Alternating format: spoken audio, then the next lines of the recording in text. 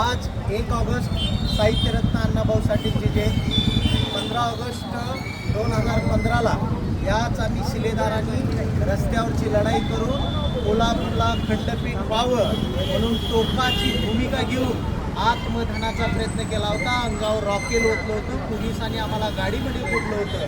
जनता म्हणून आम्ही रस्त्यावर आलो होतो. कुठलाही राजकीय नेता नसताना जनतेच्या सोबळावर कोल्हापूरच्या राजश्री शाहू महाराजांच्या नगरीतल्या जनतेचा विजय आहे. आणि हा जनतेचा विजय आनंदोत्सव म्हणून आज कोल्हापूरच्या आम्ही शिवाजी चौकात कोल्हापूरला खंडपीठ मिळालं म्हणून आनंद उत्सव साजरा करतोय. इथून पुढच्या काळामध्ये जनता हीच भारताचा मालक असून जनतेच्या लढ्यावर आपण कुठलीही लढाई यशस्वी करू शकतो हे खंडपीठाच्या माध्यमातून दाखवून दिलं आहे.